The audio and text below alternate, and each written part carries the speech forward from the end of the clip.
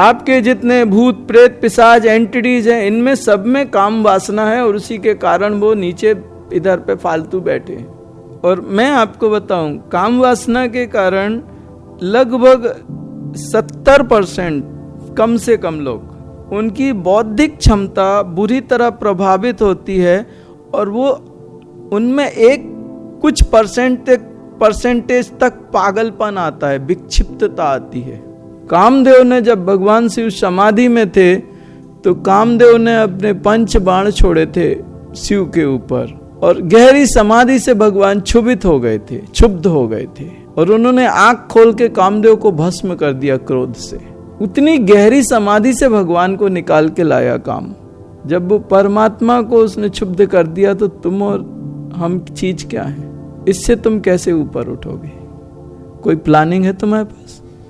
ये सारी चीजें जब तक तुम इनसे भागते रहोगे तब तक तुम अच्छे साधक नहीं बन सकते। इन सब को तुम्हें गहराई से जाके एक एक चीज को समझना पड़ेगा। एक चीज को तुम्हें गहराई से समझना पड़ेगा, जानना पड़ेगा, तब तुम उसके ऊपर उठ सकते हो। अगर तुमने इन चीजों को नहीं जाना, इनको नहीं समझा, तो वहीं धक्के खाते रहोगे। तुम अपना कोई सिद्धांत मत बनाना। अगर तुमने सोच लिया कि ऐसा ही है तो तुम अध्यात्म में बहुत धक्के खाने वाले हो। तुम एक नदी के पानी के जैसे बहते जाना, समुद्र तक तुम आराम से पहुंच जाओगे।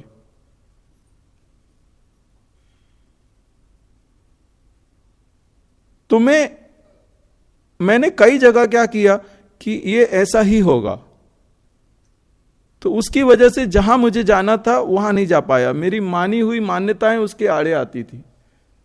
आखिरी में इतने झटके पड़े, इतना टाइम हो गया और इतना टूट गया मुझे कि टूटने के बाद अपने आप उस रास्ते में बह गया। विरोध करने की हिम्मत नहीं रह गई और बहते बहते वहां पहुंच गया जहां पहुंचना था।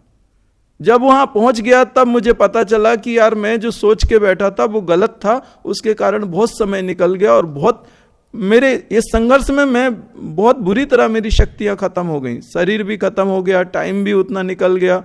और फालतू उसमें क्या है, जब आप कोई काम करने जाओ और बहुत समय तक हो ना तो एक स्ट्रेस आता है। तो अपनी मान्यताओं को छोड़ देना। कारण आप संसार और अध्यात्म एक दूसरे के बिल्कुल विपरीत है।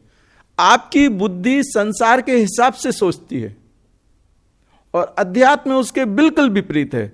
तो आप अपनी बुद्धि से यहां पे जब भी काम करोगे आप वहां पे फेल ही होगे।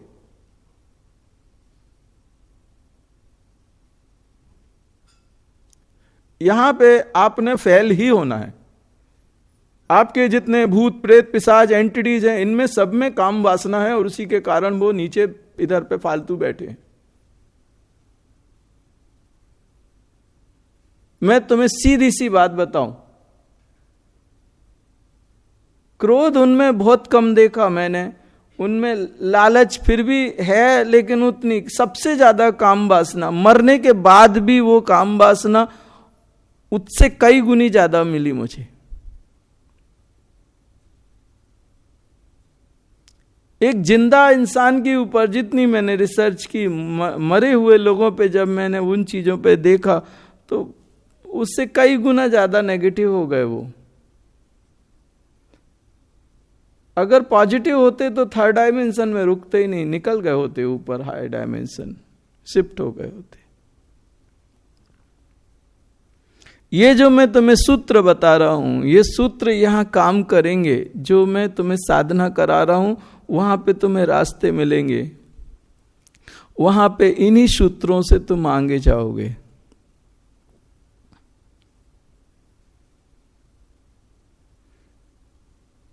और मैं आपको बताऊं, काम वासना के कारण लगभग 70% कम से कम लोग, उनकी बौद्धिक क्षमता बुरी तरह प्रभावित होती है और वो उनमें एक कुछ परसेंटेज तक पागलपन आता है, विक्षिप्तता आती है। स्त्रियों में ज्यादा होती है, लेकिन स्त्रियां बोल के वो विक्षिप्तता को निकाल देती हैं। पुरुषों में वो नहीं निकाल पाते, इसलिए पागलों की जो एक परसेंटेज है वो ज्यादा है। हमारे इंडिया में या वर्ल्ड में जहां भी जो पागल होते हैं, स्त्रियां कम होती हैं, पुरुष की जनसंख्या उसमें ज्यादा है, परसेंटेज ज्यादा है पागलों की। क्योंकि पुरुष अपनी बात किसी से कहता नहीं है और उसको अंदर ही अंदर घुमाता रहता है, इसलिए पागल। स्त्रियां तो कॉलर पकड़ के बोल देंगी, फ्रेंड्स के साथ में शेयर कर देंगी, वो कर देंगी, जेंट्स नहीं करता।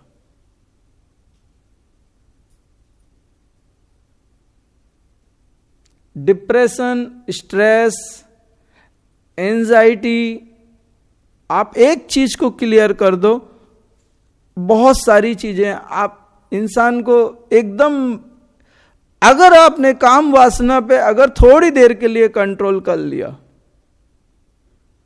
आपको इतनी गहरी शांति अनुभव होगी, इतनी गहरी शांति में चले जाओगे आप, एक अलग कॉन्शियसनेस में एंटर हो जाओगे। सिर्फ थोड़ी देर के लिए अगर आपके अंदर से काम वासना को रोक दिया जाए, उस ऊर्जा को वहीं पे रोका जाए, और तुम अपने आप एकदम गहरे रिलैक्सेशन में, कंफर्ट जोन में आ जाओगे, एकदम कंफर्ट जोन में।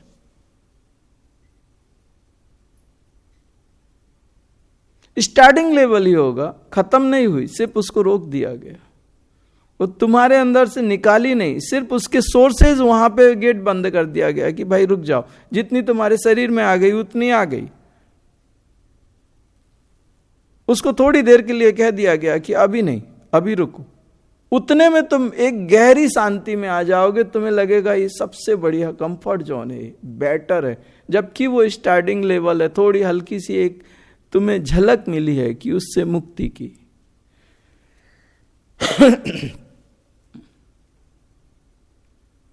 कभी कभी इसको बढ़ाना भी पड़ता है, कभी कभी इसको घटाना भी पड़ता है, क्योंकि इसके ऊपर हार्मोनल सीक्रेशंस पूरे डिपेंडेंट होते हैं।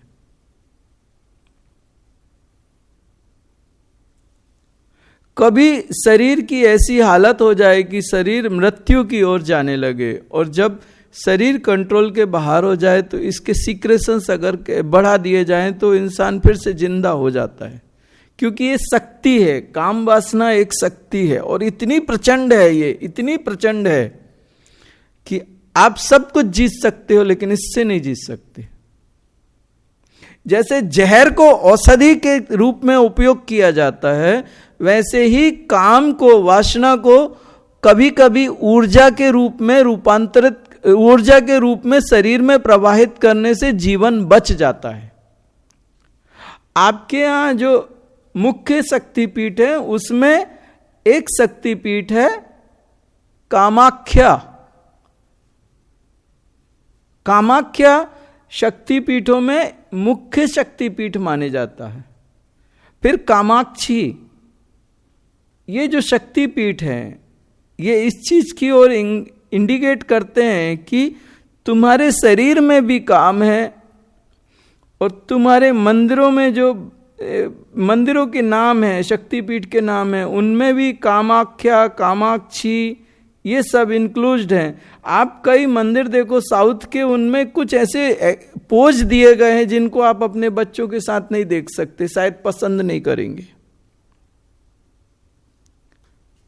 या खजुराहो करके आप सर्च करोगे, उनमें वो पुराने मंदिर हैं, हजारों साल पुराने हैं, पुरातत्व विभाग के हैं, लेकिन उनमें ऐसे पोजेस दिए गए। कुछ तो इंडिकेट करते हैं। वो मंदिर के बाहर हैं, मंदिर के भीतर एक भी वो आकृति तुम्हें नहीं मिलेगी। वो सीधा सीधा इंडिकेशन है कि तुम्हारे जीवन की बाहरी अवस्था ऐसी है, और अगर तुमने इस बाहरी अवस्था से क्रॉस करके अंदर पहुंच गए तो यहां परमात्मा है। अंदर एक भी आकृति नहीं मिलेगी, अंदर परमात्मा मिलेगा, और बाहर दीवालों पे ये सब दिखेंगे आपको। वो तुम्हारे जीवन का एक चित्रण है, लक्ष्य है कि तुम्हारा जीवन कैसा है।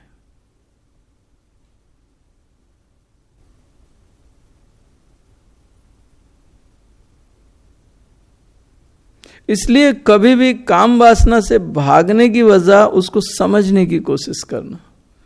अगर तुम समझ गए तो उससे जीत जाओगे, उठ जाओगे ऊपर।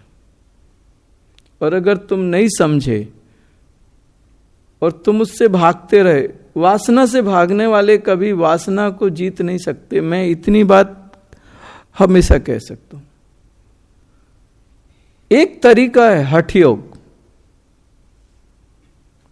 एक तरीका है हठ योग, लेकिन मैं आपको बताऊं हठ योग इतना कठिन है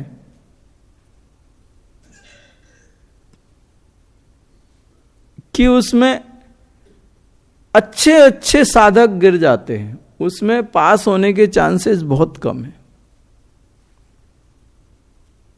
बिना वासना को समझे आप अगर वासना से ऊपर जाना चाहते तो एक ही तरीका है हठ योग। लेकिन उसमें आपको अपने शरीर को शरीर नहीं समझना पड़ेगा। जैसे कपड़े को आप ये वस्त्र है ऐसे समझना पड़ेगा। अगर आपने अपने शरीर से जरा भी मोह रखा तो आपका हठ योग सफल नहीं होगा।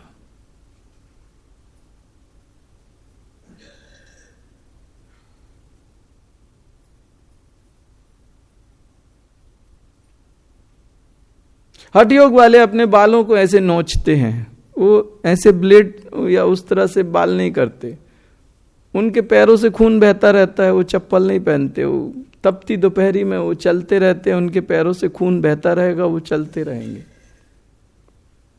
कई कई दिनों तक खाना नहीं खाएंगे, उसके कारण कमजोरी हो जाएगी। वो वैसे ही बिना खाना के, खाना सब कुछ सामने है, नहीं खाएंगे वो, हठ योग, और शरीर छोड़ देंगे वो। हठ योग वालों की ऐसी स्थिति है। दवाई नहीं खाएंगे, उनका शरीर औषधि की आवश्यकता है, लेकिन वो कहेंगे नहीं हम नहीं खाएंगे दवाई, और शरीर छोड़ देंगे। वो रास्ता हठ योग का बहुत लंबा भी है, कठिन भी है और पीड़ादायक भी है। हर किसी को वो मैनेज नहीं होगा हठ योग।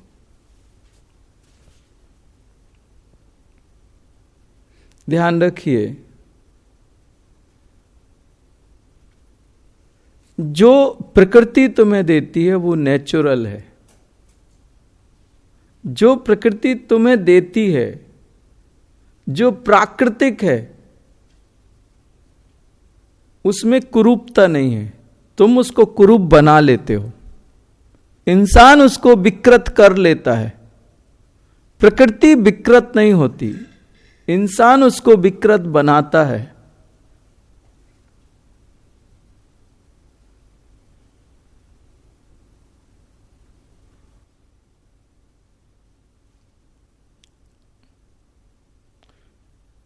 तुम प्रकृति के जितने करीब जाओगे, तुम प्रकृति को उतना समझोगे, एहसास करोगे। उसके अंदर की जो प्रकृति की व्यवस्थाएं हैं, वो तुम उनको समझने के बाद उनको उपयोग करना शुरू करोगे। और अगर तुम एक स्तर के आध्यात्मिक व्यक्ति हो तो प्रकृति ही तुम्हें बेहतरीन लगेगी, सर्वश्रेष्ठ लगेगी। तुम्हारी बौद्धिक क्षमता कि आज बारिश नहीं होनी चाहिए, आज गर्मी नहीं पड़नी चाहिए, आज ठंड नहीं होनी चाहिए, इन चीज़ों को तुम नहीं बोलोगे। जो प्रकृति कर रही है वो उसी को तुम बेहतर मानोगे। मैं प्रकृति के साथ और परमात्मा के साथ में विरोध रखता था। मैं साधना करता था, लेकिन कई चीजें मैं मानता था कि ऐसा नहीं होना चाहिए। और बात ऐसी नहीं थी कि मैं परमात्मा के साथ एक्चुअल संन्यास लेने के पहले ही मैं दैवी शक्तियों से बात करने लगा था, उनके साथ मेरे कनेक्टिविटी बन गई थी संन्यास लेने के पहले। 2002 के पहले यह घटना मेरे जीवन में घटने लगी। मैंने देवताओं के दर्शन किए, उनसे बात की, सब कुछ किया। वो सब कुछ होने के बावजूद मेरे अंदर उनके प्रति एक रहता था कि ये गलत है, ये क्यों है आपने। अगर आप परमात्मा हो या आप इस ब्रह्मांड के नायक हो तो फिर ये क्यों कर रहे हो, ये गलत है, ऐसा नहीं होना चाहिए। लेकिन जैसे जैसे मैं साधना करता गया और जब मैंने उसमें प्रकृति में अपने आप को प्रवेश करा दिया और प्रकृति का एक हिस्सा बन गया, प्रकृति में घुल गया, मिल गया, तब मुझे पता चला कि जो मैं सोचता था अगर वो होता था तो विनाश हो जाता था। मेरी बौद्धिक क्षमता उस स्थिति तक नहीं थी जहां तक मैं उस चीज को समझ सकूं, लेकिन जैसे जैसे मेरी कॉन्शियसनेस बदलती चली गई, उठती चली गई, मेरे सोचने की तरीके बदलते चले गए। अब बड़ी बात यह है कि तुम्हारी जो कॉन्शियसनेस है वो तुम कितने जल्दी बदल सकते हो, उतने जल्दी तुम उस स्थिति को पहुंच जाओगे। अगर तुम उसके लिए जन्मों लगा दोगे तो तुम्हें जन्मों तक ठोकर खानी पड़ेगी, लेकिन अगर तुम फास्ट अपने आप को उस स्थिति में पहुंचा सकते हो तो उतनी ठोकर खाने से बच जाओगे और उस स्थिति में पहुंच जाओगे। यहां तुम्हारा समर्पण ही चाहिए। तुमने समर्पण कर दिया कि तुम पानी के प्रवाह में बह जाओगे और तुम उस स्थिति में पहुंच जाओगे। ज्यादा कुछ करने की जरूरत नहीं है। प्रॉब्लम सबसे बड़ी एक है कि तुम्हारी मानी हुई मान्यताएं यहां अवरोध बन के खड़ी हैं। काम, क्रोध, राग, द्वेष, अहंकार, मत्सर, ये सारे के सारे इनके ऊपर आना पड़ेगा तुम्हें। और ये ऐसा जहर है जो तुम इस जहर में जल रहे हो।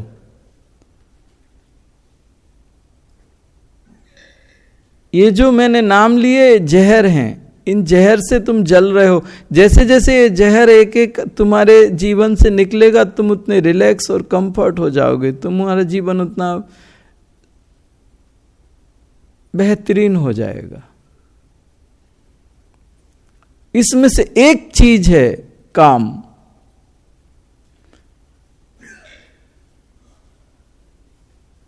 जिसने परमात्मा के मन में क्षोभ प्रकट कर दिया था। कामदेव ने जब भगवान शिव समाधि में थे तो कामदेव ने अपने 5 बाण छोड़े थे शिव के ऊपर और गहरी समाधि से भगवान क्षुभित हो गए थे, क्षुब्ध हो गए थे और उन्होंने आंख खोल के कामदेव को भस्म कर दिया क्रोध से। उतनी गहरी समाधि से भगवान को निकाल के लाया काम। जब वो परमात्मा को उसने क्षुब्ध कर दिया तो तुम और हम चीज क्या है? इससे तुम कैसे ऊपर उठोगे? कोई प्लानिंग है तुम्हारे पास? कुछ थोड़ी बहुत? कोई मैथमेटिक्स के कुछ सूत्र वूत्र हो?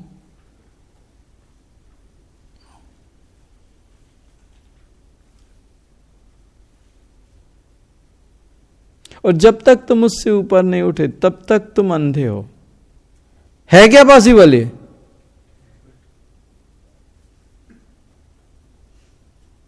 है ही नहीं है। तो फिर उन्होंने ऐसा क्या किया? इतना कंट्रोल उनके अंदर कैसे है? मतलब उन्होंने उस चीज को जीत लिया है। उनके अंदर आसक्ति है ही नहीं है। जो कुछ कर रहा है उनका सिर्फ शरीर कर रहा है। मन शरीर के बिल्कुल बाहर खड़ा है, अनासक्त होके खड़ा है। ये बहुत बड़ी बात है। आप इसको समझो या ना समझो, लेकिन ये बहुत ऊंची स्थिति है। बहुत ऊंची मतलब बहुत ऊंची स्थिति है ये। तुम उन्हें गंदा कहो, मैं नहीं कह सकता। मेरी नजर में वो श्रेष्ठ है। मेरी नजर में वो बेहतरीन है। साधारण व्यक्ति इस स्थिति तक पहुंच ही नहीं सकता जिस स्थिति में वो साधु पहुंचा है।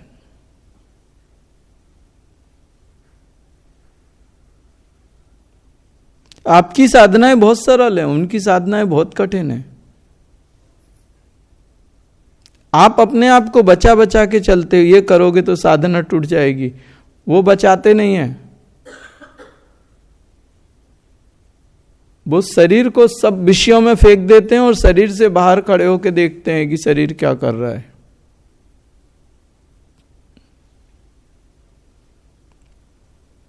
शरीर को सारे विषयों में फेंक देते हैं वो, और शरीर के बाहर खड़े होकर देखते हैं कि शरीर क्या कर रहा है। वो कहते हैं मैं कर ही नहीं रहा। उनके अंदर मन ही नहीं होता, उनके अंदर बुद्धि ही नहीं होती।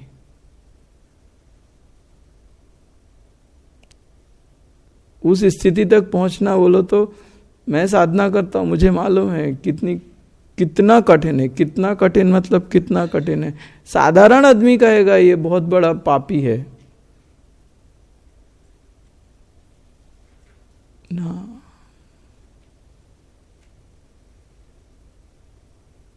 बेहतरीन है वो, बेहतरीन। अगर उस स्थिति को पहुंचा है कि शरीर से निकल के बाहर खड़ा हो गया तो बेहतरीन है। अब वो करते हुए भी नहीं कर रहा है, उसको कर्म नहीं लग रहा, क्योंकि वो दूर खड़ा है, शरीर ही कर रहा है, तो उस कर्म उसको कैसे लगेगा। इसलिए इनमें बहुत सारी चीजें हैं, आकर्षण है, विकर्षण है, संक्षोभण है, बहुत सारी चीजें आपको ऐसी मिलेंगी जिनको आपको कंट्रोल करना पड़ेगा।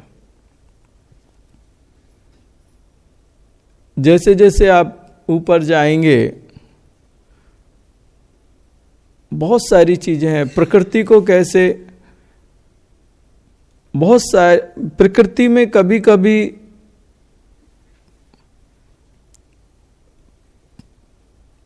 अपनी शक्तियों से प्रकृति को रोका जाता है।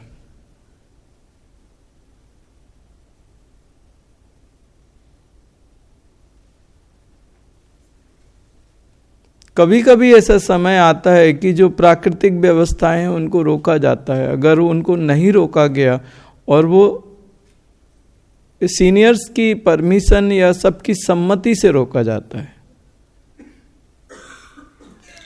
जैसे आपकी जो सुनामी वगैरह आई थी वो बहुत एकदम ना के बराबर आई थी, उसको रोका गया था।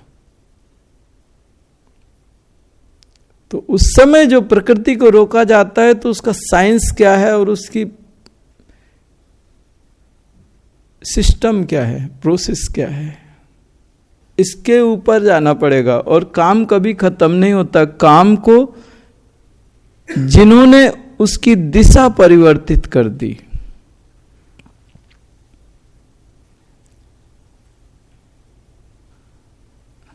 आप इससे ना जीत सकते हो ना इसे खत्म कर सकते हो।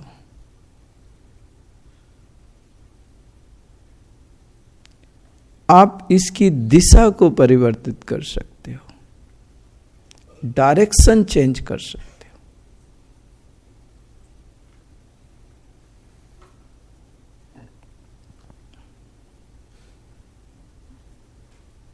इसका डायरेक्शन जिस दिन तुमने चेंज कर दिया उस दिन मज्जे हो गए।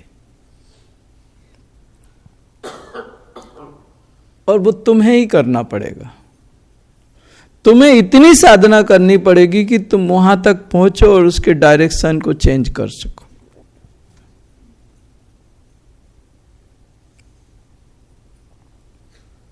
मेरे गुरु भगवान ने मुझे भी नहीं बताया कैसे करते। साधना करो, जानो और करो। और अगर तुम लगातार साधना करते रहे तो वहां तक पहुंचते हो।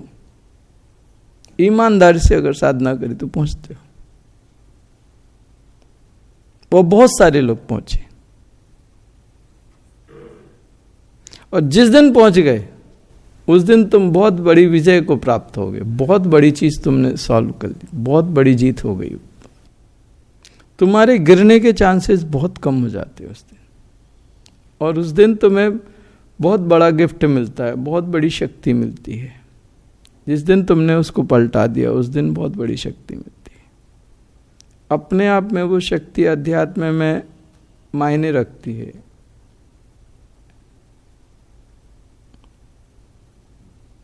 ध्यान रखना,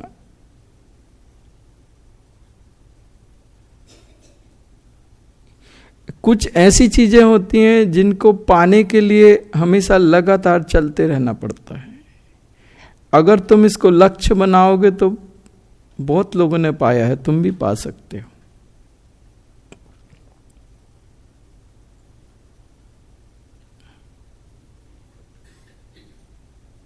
और जब तक तुम इस चीज को नहीं पाओगे तब तक तुम अध्यात्म की उन सुदृढ़ व्यवस्थाओं में प्रवेश नहीं कर सकते जो स्थिर हैं और पावरफुल हैं। बहुत बेहतर स्थिति को प्राप्त नहीं हो सकते जब तक तुम इस चीज को नहीं हैंडल कर लेते। और जब तुम इन स्थितियों में जाओगे तो तुम्हें आकर्षण, विकर्षण और बहुत सारी चीजें ऐसी मिलेंगी। काम, एक क्रोध को कैसे, लोभ को कैसे कंट्रोल करते, इस सारी चीजों के सूत्र मिलेंगे तुम्हारे अंदर, तुम्हें खुद पता चलेगा। वो तुम जब गहरी साधना में जाओगे तो तुम्हें खुद पता चलेगा, ऐसा ऐसा होता है, ऐसे ऐसे होता है।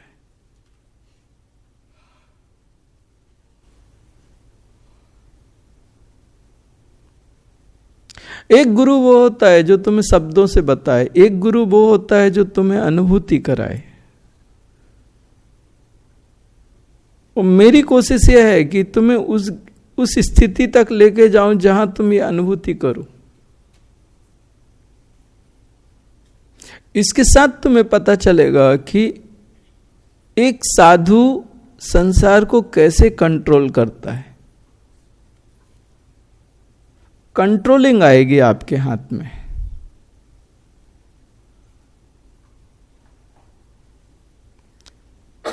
जैसे जैसे आप उन चीजों को समझोगे आपके हाथ में वो कंट्रोलिंग आती जाएगी और आप किसी भी व्यवस्था को कंट्रोल कर सकते हो। जो प्राकृतिक व्यवस्थाएं या जीवन की घटनाएं, उनको कंट्रोल कर सकते हो।